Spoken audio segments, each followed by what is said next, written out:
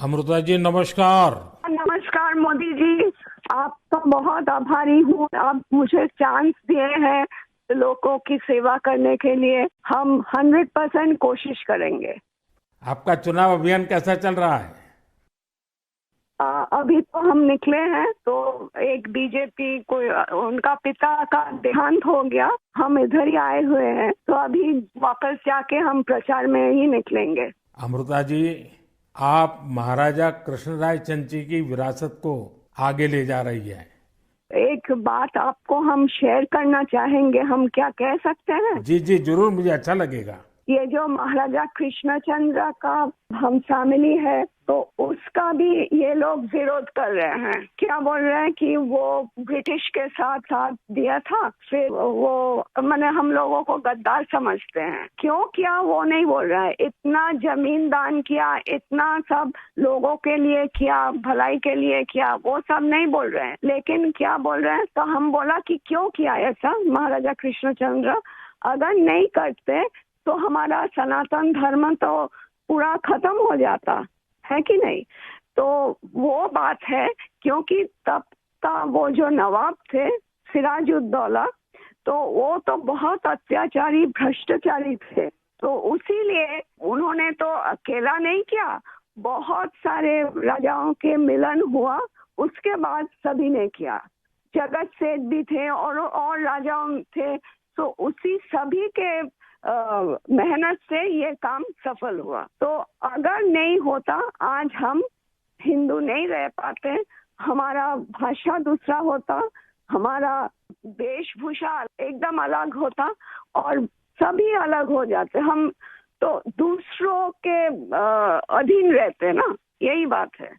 अमृता जी, बचपन में हमारे यहाँ हम लोगों को जो पढ़ाया जाता था उसमें कृष्णचंद्र राय की समाज सुधार का काम, बंगाल के विकास का काम, बंगाल के विकास के मॉडल, ये सब सुनने को मिलता था बचपन में। अब देखिए, ये वोट बैंक की राजनीति करने वाले लोग हैं तो बहुत ही अनाप शनाप आरोप लगाएंगे और 300 साल पहले की घटना निकालेंगे, 200 साल पहले की घटना निकालेंगे और बदनाम करने का प्रयास करेंगे। वे एकदम खुद सही बात अपने है। जो वर्तमान पाप है हाँ उसको छिपाने के लिए वो हाँ ऐसी चीजें ढूंढते रहते हैं। लेकिन जब भगवान राम की बात आती है, भगवान राम की बात आती है तो वो कहते हैं कि सबूत कहाँ है, इतनी हाँ पुरानी हाँ, बात क्यों सही बात, निकालते हो। सही बात। लेकिन जब कृष्णचंद्र राय की बात आती है तो वो तुरंत निकालते हैं। तो इस प्रकार हाँ से उनके दोगलापन होता है और आपको हाँ, इसका बिल्कुल मन में प्रेशर नहीं लेना चाहिए। नहीं आपने नहीं, हम तो लेते भी बंगाल नहीं का है। उज्जवल भविष्य और आपका हाँ स्वयं का जीवन भी लोगों के लिए रहा है। हाँ जी, और आपके सामने बंगाल की विरासत को बचाने की भी चुनौती है। और एकदम आप इसे सही बात। कैसे देख रही हैं आप? हम पॉजिटिवली देख रहे हैं। हमारा लड़ाई जो है लोगों का सेवा के लिए है, करप्शन हटाने के लिए है और वंचित लोगों के उपकार में आने के लिए है।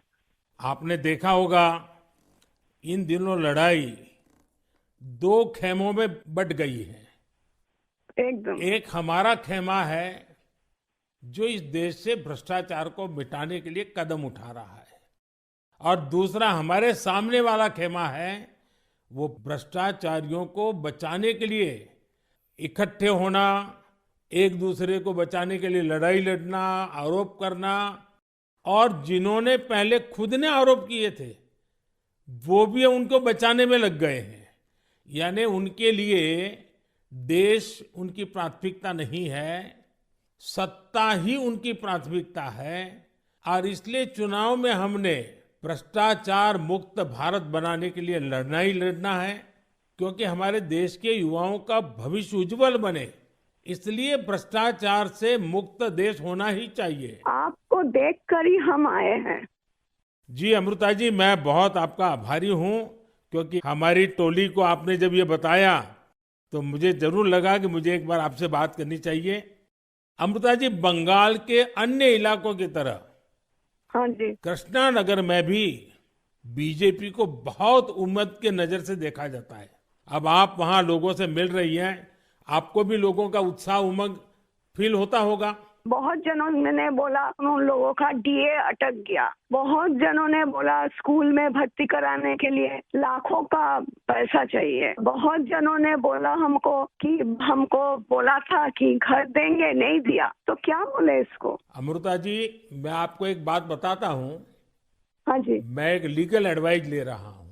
हाँ प्लीज बोलिए। हमने बंगाल में ये ईडी वालों ने करीब 3,000 करोड़ रुपया इनका अटैच किया हुआ है। अब ये पैसा गरीब आदमी का पैसा है। किसी ने शिक्षक होने के लिए पैसा दिया, किसी ने क्लार्क होने के लिए पैसा दिया। वो सभी लोग जानते हैं। वो एकदम फेडअप हो गया, एकदम हाल छोड़ दिया। हम जो देख रहे हैं टीएमसी के ऊपर बहुत लोग नाराज है क्योंकि ये सब बहुत अत्याचार हो रहा है। तो मैं जो लीगल एडवाइस ले रहा हूँ, तो मेरी इच्छा ये है, अगर मुझे लीगल एडवाइस मिलेगी तो नई सरकार बनते ही जो भी कानूनी प्रावधान करना पड़ेगा, कुछ नियम बनाने पड़ेंगे, तो मैं ये जो 3,000 करोड़ रुपया है, जो जो गरीब लोगों का पैसा है, और जिसने इस प्रकार का पैसा रिश्वत में दिया है, उन सबको मैं वापस पैसा करना चाहता हूं। तो आप पब्लिक में जरूर बताइए कि मोदी जी से मेरी फोन पर बात हुई है और उन्होंने कहा है कि बंगाल के लोग विश्वास करें कि जो 3,000 करोड़ रुपया ईडी ने अटैच किया हुआ है, वो 3,000 करोड़ रुपया गरीबों का पैसा है बंगाल के, और वो उनको वापस देने के लिए कोई न कोई रास्ता मैं खोजूंगा। ये जरूर बताइए आप लोगों को। हम बोलेंगे। अमृता जी, पूरे बंगाल में बड़ी संख्या में लोग बीजेपी के साथ आ रहे हैं। जब आप क्षेत्र के लोगों से बात करती है, वो क्या बात करते हैं? अपनी अपेक्षाएं आपको बताते हैं क्या? हाँ बताते तो हैं। आपके कामों पे हमारा भरोसा है, ये सब बताते हैं।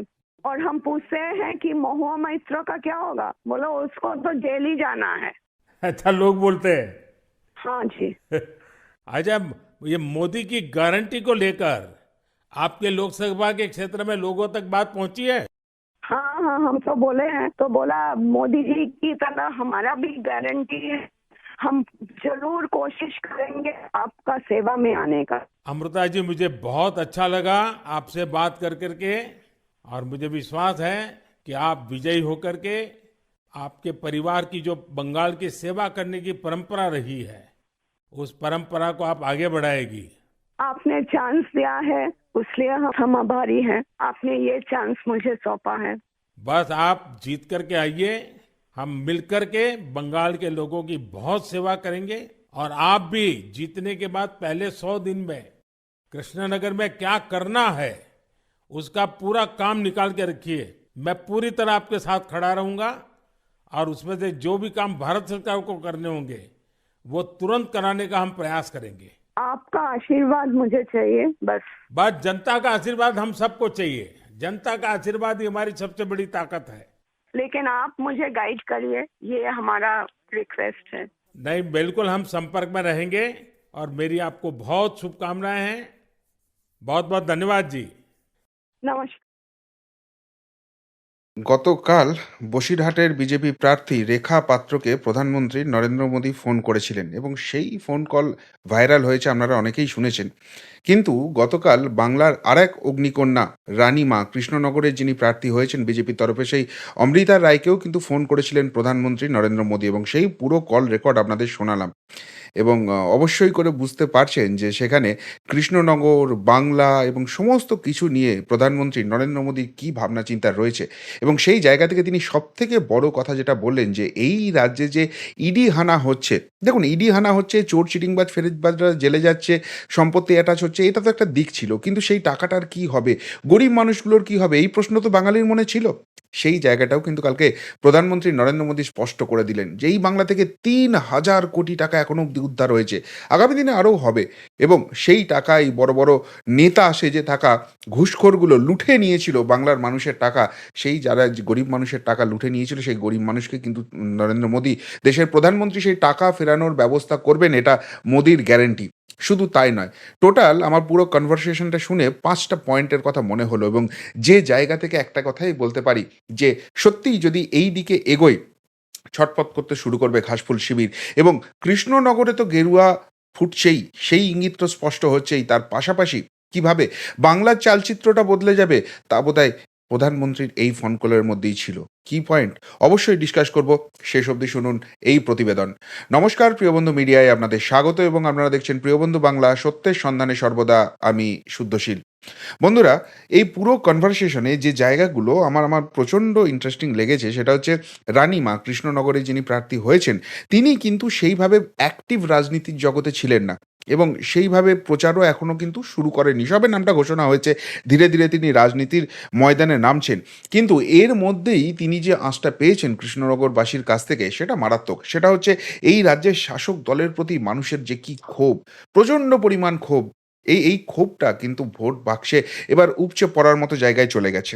২ নম্বর পয়েন্ট যেটা হচ্ছে, তিনি মেনশন করলেন যে ডিএ পাচ্ছি না, এই জায়গাটা ডিএ আটকে গেছে, এটাও কিন্তু তার কাছে ইতিমধ্যেই চলে এসছে। অর্থাৎ এই রাজ্যে সরকারি কর্মচারীরা যে কতখানি বঞ্চিত, নিপীড়িত, সেই জায়গাটাও তিনি কিন্তু এই কদিনের মধ্যে বুঝে গেছেন। এবার কেন এই জায়গাটা ইম্পর্টেন্ট বলছি, এই নির্বাচনের যে যারা রাজনৈতিক কর্মীরা তো তাদের কাজ করবেনই, কিন্তু যারা ভোট কর্মী, যারা ভোটটা পরিচালনা করবেন, তারা কিন্তু এই সরকারি কর্মচারীরাই হয়ে থাকেন। এখন এরা কিন্তু অনেক সময় পরিস্থিতির চাপে নিজে থেকে না চাইলেও যে লুটপাট চলে, যে ভোট লুট চলে, সেখানে কিন্তু তারা মুখ বুজে থাকতে বাধ্য হন। কিন্তু এবার নির্বাচন কমিশন নিশ্চিত করেছে যে সেই লুটেরাদের, ভোট লুটেরাদের কিন্তু আর দাদাগিরি করতে দেওয়া হবে না, এবং সেই জন্য একাধিক পদক্ষেপ নিচ্ছে, এবং যখন ভোট হবে আমরা নিশ্চয়ই দেখব সেটা কতখানি সঠিকভাবে ইমপ্লিমেন্টেড হলো। কিন্তু যেভাবে সরকারি কর্মচারীরা ক্ষিপ্ত হয়ে আছে, তারাও কিন্তু এবার মনে মনে ঠিক করে রেখে দিয়েছেন যে এই রাজ্যে যে শাসক দলটা সরকার চালাচ্ছে, তারা যতদিন থাকবে ততদিন কিন্তু তাদের ডিএ বঞ্চনা থাকবে। সুতরাং তাদের হকের পাওনা, তাদের সংবিধান স্বীকৃত পাওনা যদি কড়াই গণ্ডায় তাদের কাছে আসার মতো ব্যবস্থা হয়, সেটা এই সরকারের পরিবর্তন হলে তবেই হওয়া সম্ভব। আর তাই তারা তাদের এবার নির্বাচনী ডিউটি যদি ঠিকঠাকভাবে করেন, তাহলে কিন্তু শাসক দলের কপালে অনেক দুঃখ আছে। আর সবথেকে বড় যে পয়েন্টটা নরেন্দ্র মোদী প্রধানমন্ত্রী বললেন, সেটা হচ্ছে যে ৩,০০০ কোটি টাকা ফেরত দেওয়ার কথা। এবার অনেকেই কিন্তু এখানে বিজেপিকে একটা জায়গা নিয়ে খুব বেঁধার চেষ্টা করে যে প্রধানমন্ত্রী হওয়ার আগে নরেন্দ্র মোদী নাকি বলেছিলেন সবার অ্যাকাউন্টে ১৫ লক্ষ টাকা দেবেন, এবং সেই টাকা কোথায় গেল? এবং এটা নিয়ে কি একটা চ্যাংরামি করা হয়, আমি সোজা কথায় বলবো, এটা তো রাজনীতি নয়। কোনোদিন কিন্তু প্রধানমন্ত্রী হওয়ার আগে নরেন্দ্র মোদী বলেননি তিনি সকলের অ্যাকাউন্টে ১৫ লক্ষ টাকা দেবেন।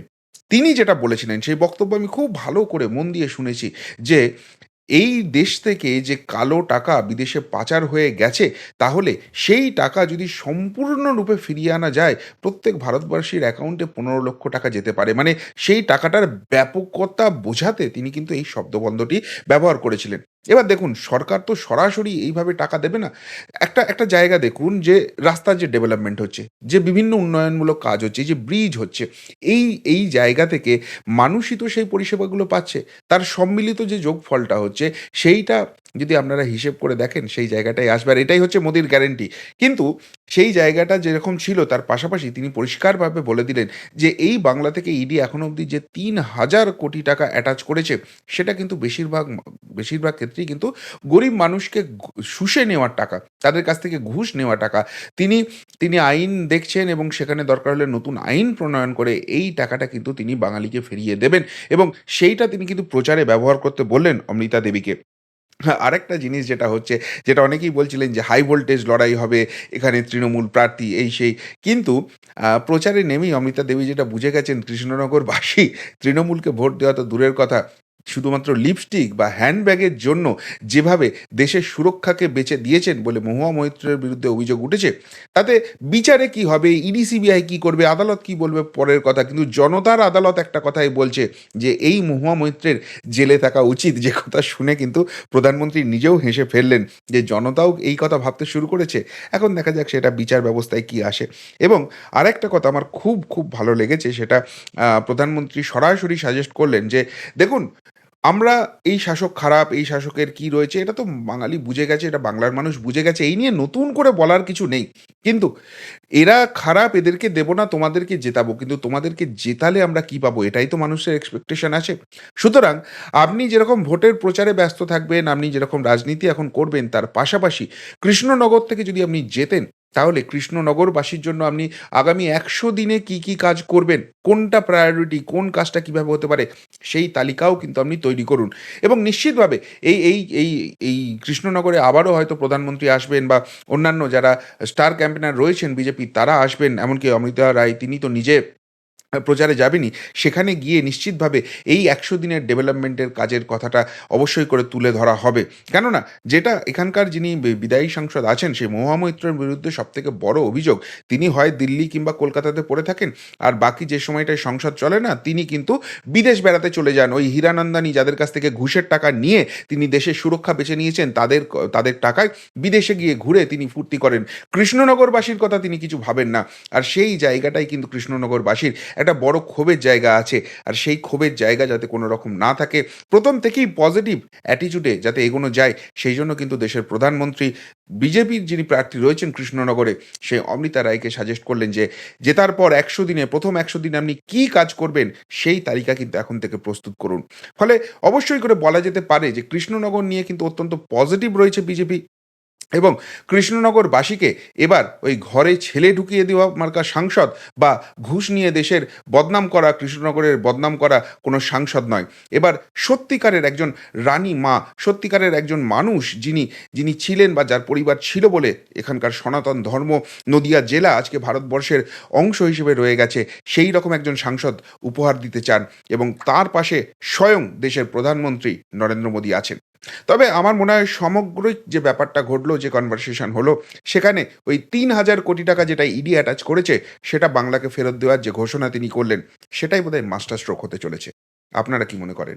উত্তরটা অবশ্যই কমেন্ট বক্সে কমেন্ট করে জানাবেন। এখনকার মতো এখানেই শেষ করলাম। ফেরত আসছি নতুন প্রতিবেদন নিয়ে খুব তাড়াতাড়ি। ভালো থাকবেন, সাথে থাকবেন, পাশে থাকবেন। নমস্কার।